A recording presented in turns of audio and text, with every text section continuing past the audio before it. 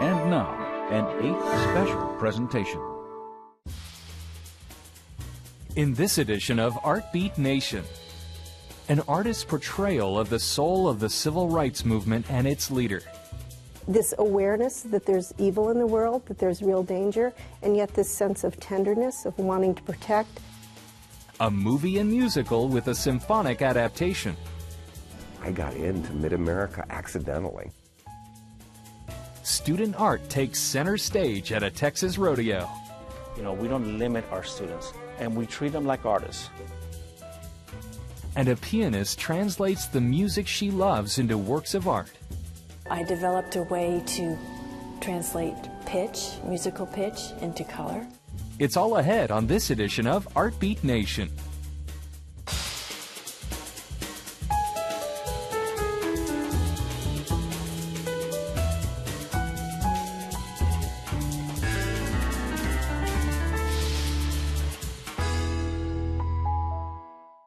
Funding for Art Beat Nation is made possible by contributions to 8 from viewers like you. Thank you. Artist John Wilson's talent was evident virtually from the moment he began sketching streetscapes of his hometown of Roxbury, Massachusetts. His career since then has been both storybook and searing, as the African-American artist witnessed decade after decade of social injustice. His work is now receiving a major retrospective at the Danforth Museum of Art, and is even giving the president pause. Jared Bowen explains. There was a moment before President Barack Obama's second inauguration when, walking through the Capitol Rotunda, he paused before a bronze of Martin Luther King Jr. The artist who created it is 90-year-old Boston native John Wilson. I didn't want to make a simple photographic copy. I wanted to try to get these feelings and ideas that made him what he was. Wilson created his King sculpture and a series of commemorative portraits in the 1980s and 90s. To render the civil rights leader, Wilson worked from a series of 15 to 20 photographs. Chiefly, though, he worked from his own impressions. He was a man who had ideas about the world that he was trying to make other people feel and understand. It's also a representation of what happened in American life that I think was certainly something that he witnessed and that he was very much part of. Wilson's extraordinary artistic career, one that's taken him from the streets of Boston to the studios of Europe, then Mexico, and back to a homeland in the throes of social upheaval, is now receiving a retrospective at the Danforth Museum of Art in Framingham. John Wilson, eternal presence, says Danforth director Catherine French, reveals the artist's enduring humanist touch. It's really looking into the soul of a person. From Wilson's earliest years, his talent was evident and abundant. He captured life on the street in his native Roxbury. This was right after the Depression. There were lots of young kids, and we all sort of lived and played in the street. His talent resonated, and the School of the Museum of Fine Arts grabbed hold of it, admitting him in 1939, and he flourished. At the time, many of his Jewish peers were depicting the horrors they were hearing of the Holocaust. Wilson was mindful of his own. He felt the same responsibility to interpret and to talk about what was happening to African Americans at that time, from his own experience, from his own understanding. One of the most evocative pictures in the show is this one of Wilson's brother. He'd been filled with despair for the racism he encountered when stationed in the South for basic training during World War II. He himself experienced discrimination in trying to find an apartment here in Boston or in other areas of his life. But yet there's not a sense of anger. There are many depictions of parents holding children. One of them is a mother holding a child as she's experiencing her husband being lynched. It's part of a larger piece. This awareness that there's evil in the world, that there's real danger, and yet this sense of tenderness, of wanting to protect. By the war's end, Wilson was exhibiting nationally, and a fellowship from the museum school placed him in Paris studying with Fernand Léger. It was the age of Picasso and the art of the new. He opened up a whole way of using materials, paints and colors and whatnot. Primary colors, there's a kind of directness to them. From Paris, he journeyed to Mexico, working with muralists and giving his work a political charge, before returning to the States and eventually to Boston. He continues to create today and has partnered with master printer James Stroud on a series of prints from the evolving King portraits to illustrations of writer Richard Wright's stories. I'm overwhelmed by the intensity of his vision in terms of social justice, and I'm equally overwhelmed by the extraordinary skill and draftsmanship like I've never seen before. And all with a dogged consistency that took this 17-year-old, bursting with talent, into the human condition, across the globe, and into the most prestigious realms. What is it like to see this whole span of your work here at the Danforth Museum? I get a tremendous sense of nostalgia, which is fascinating, seeing all of these pieces that I struggled over years ago. For more information, visit danforthmuseum.org. Indianapolis, Indiana, and Baltimore, Maryland have more in common than the Colts football team. Earlier this year, both cities also shared in the world premiere concert version of one of the most successful musicals of the past few decades. It's Madison time. Hit it. Baltimore, 1962. The heyday of hairdos and hair don'ts. We shall overcome someday. Not with that hair, you won't. It began humbly enough. A small movie shot in Baltimore by iconoclastic filmmaker John Waters called Hairspray. It told the story of Tracy Turnblad, a plus-size girl with a big heart who brought integration to a 60s dance show. The movie begat a Tony Award-winning Broadway musical, which then became an A-list movie. And in early 2013, Hairspray came to the concert stage in back-to-back productions by the Indianapolis and Baltimore Symphony Orchestras. It wasn't just any cast. Stars of the Broadway production, along with former pop star Mickey Dolenz, were joined on the stage by the fellow who started it all, John Waters, who served as the show's narrator. I've seen Hairspray thousands of times from the very beginning of the first table reading. I was in Seattle before we went to Broadway, everything. But I never watched it in the wings, and I certainly never had to wait for my cue. I never thought I'd see the day where I had to wait for my cue to go on stage. Ladies and gentlemen, the host of my dream dance party in the sky, Mr. Corny Collins. This latest incarnation of Hairspray was created to commemorate the 25th anniversary of the original movie. Everly, who just so happens to serve as the Pops conductor in both Baltimore and Indianapolis, reworked the score to add lush symphonic textures. He was also tasked with the job of pitching the idea to Waters. Surprisingly, what he said to me was this: tell me why this is valid in this day and age. I said, the story is a very serious story about a defining moment in the history of our country. And it's going to be even more valid, and it's going to resonate even more because you are going to narrate it.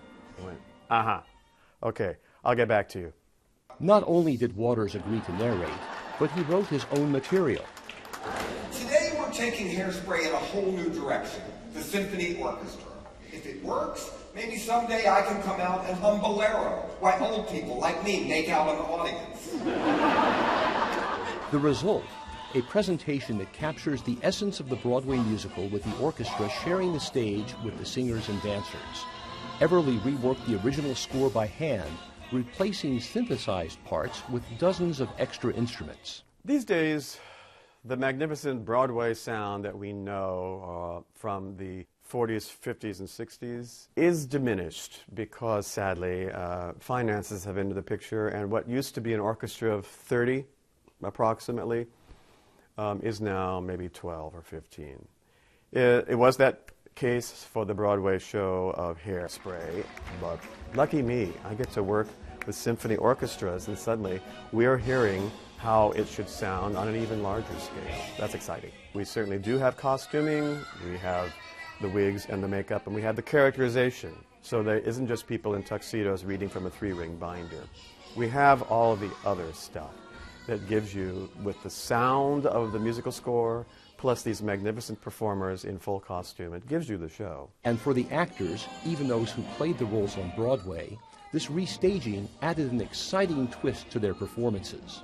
It was incredible on Broadway, but to hear it live with every single instrument, it's unbelievable. To do it with the symphony orchestra, I was calling them my rock band, because a lot of times it's me on the stage and them blasting me from behind, and it's like the sound that envelops my ears and my body, it's unbelievable. So that is very different, you know, from the Broadway show.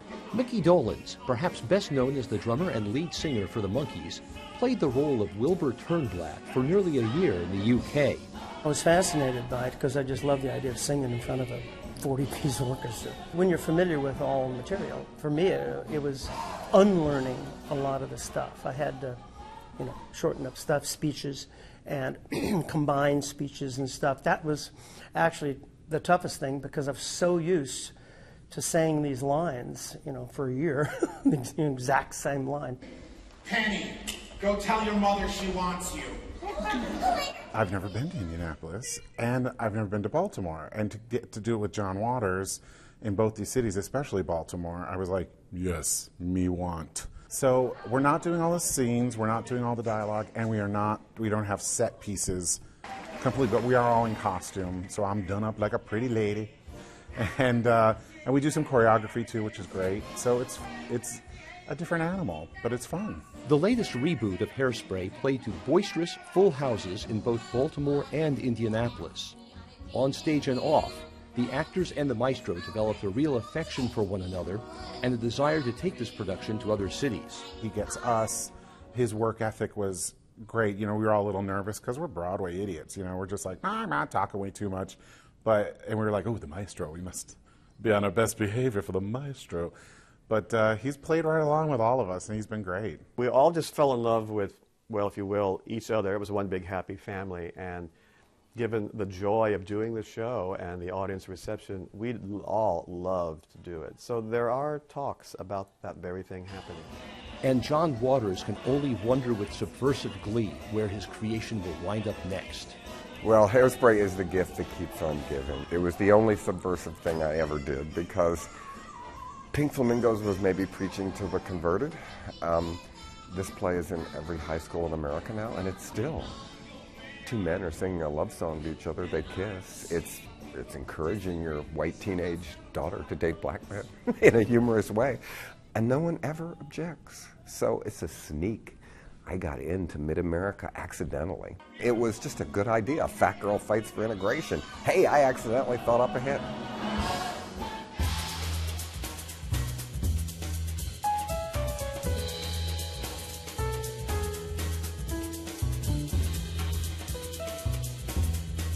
The Houston Livestock Show and Rodeo is famous the world over for its size and for its buckle-busting livestock auction purses. Lesser known is the rodeo's student art program, which this year raised over $2 million in scholarships for students in Houston, Texas.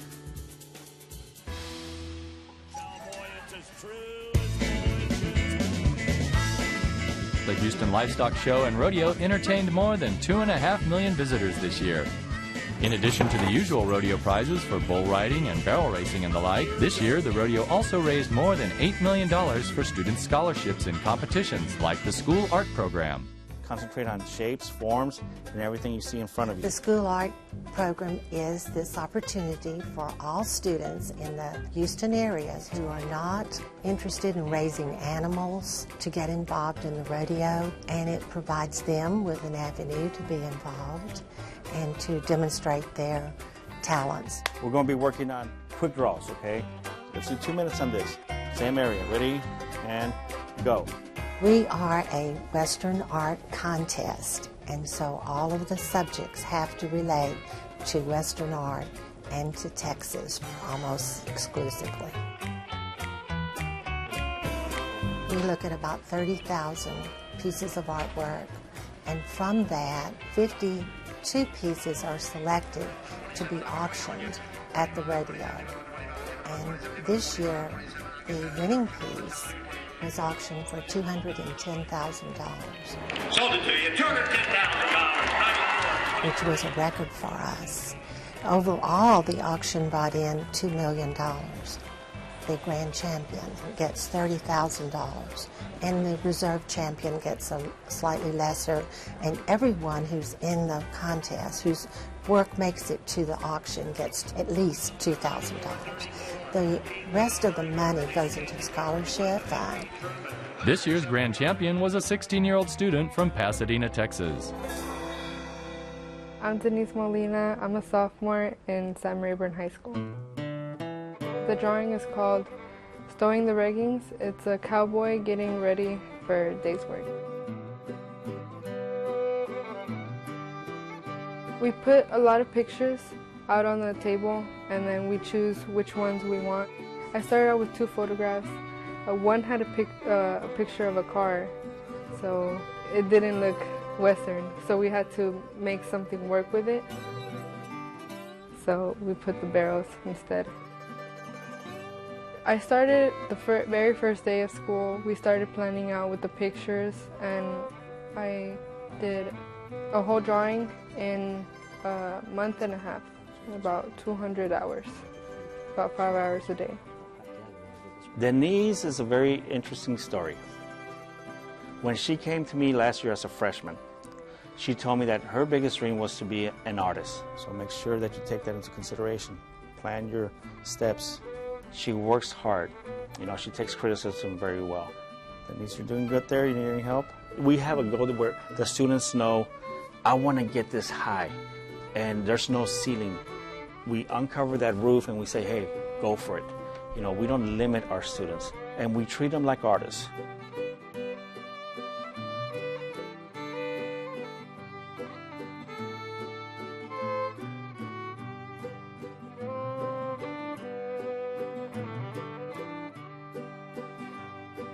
We're very fortunate in Pasadena ISD that our superintendent and our school board see the value of the fine arts. They support us in a time when a lot of districts are cutting their programs, so we feel very blessed.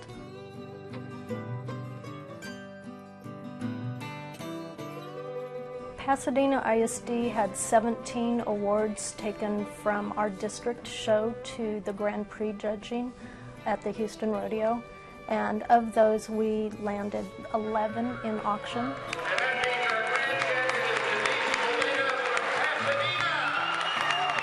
One of which was grand champion. Why our students are more successful? I don't know the magic formula or the magic words to say it, but I'm going to speak for our students. I know our students work really hard. They come in after school, they take it home.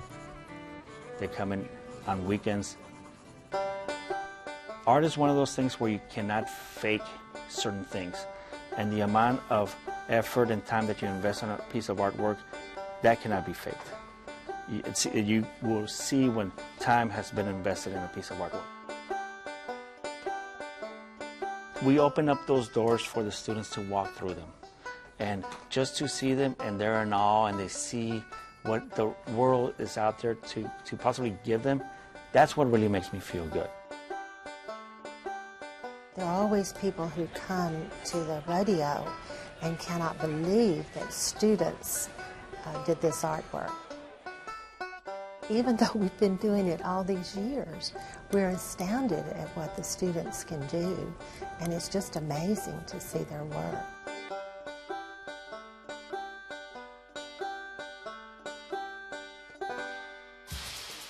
To learn more about the Houston Livestock Show and Rodeo and their educational programming, visit rodeohouston.com.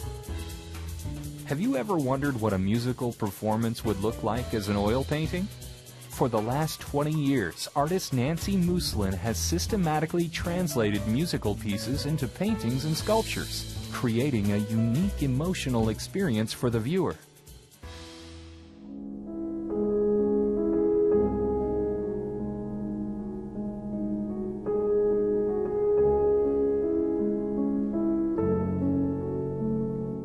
Well, I've played piano all my life, and although I always knew I wouldn't be a performer. I was too nervous. I wasn't good enough. I wasn't born to be a musician. I knew when I was 5 I was an artist.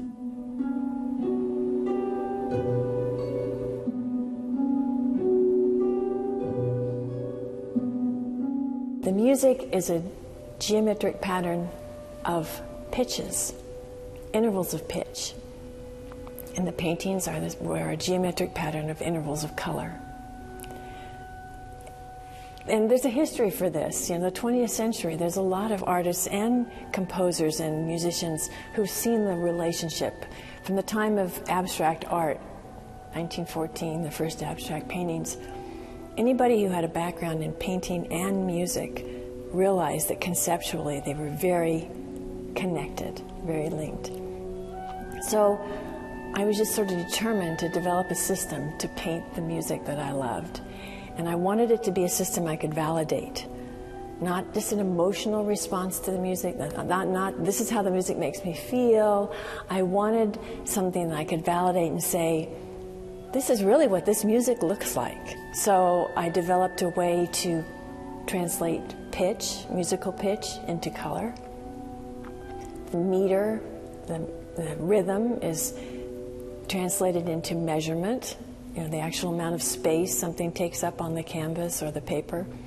And then the timbre, or the quality of the sound, is translated into texture and shape.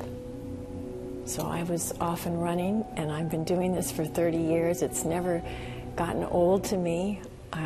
I've used the same 88 colors from the piano, there's 88 notes on the piano keyboard. I've used the same 88 colors. I have the same restrictions as an artist that a composer has. And yet it's not restricting at all. It opens up a world that can be sort of infinitely explored.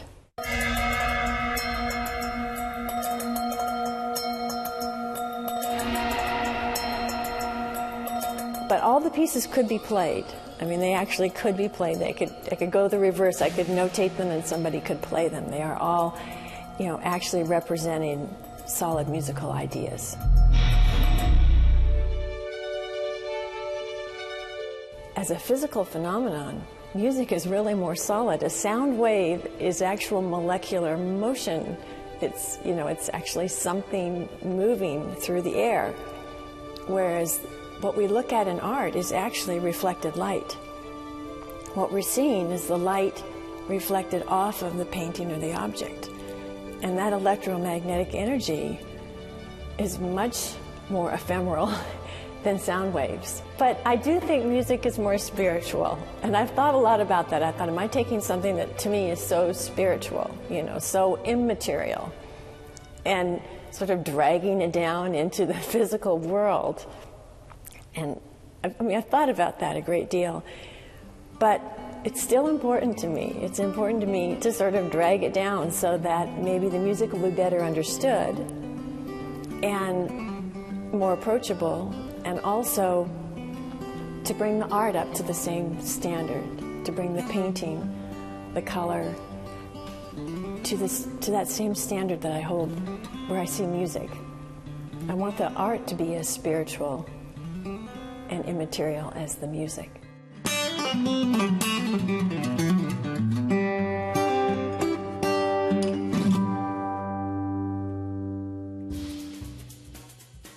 To view more of Mooslin's art, visit nancymoosslin.com. For more arts and culture, visit azpbs.org/artbeat, where you'll find featured videos and information on the Arizona art scene. Funding for Artbeat Nation was made possible by contributions to aid from viewers like you. Thank you.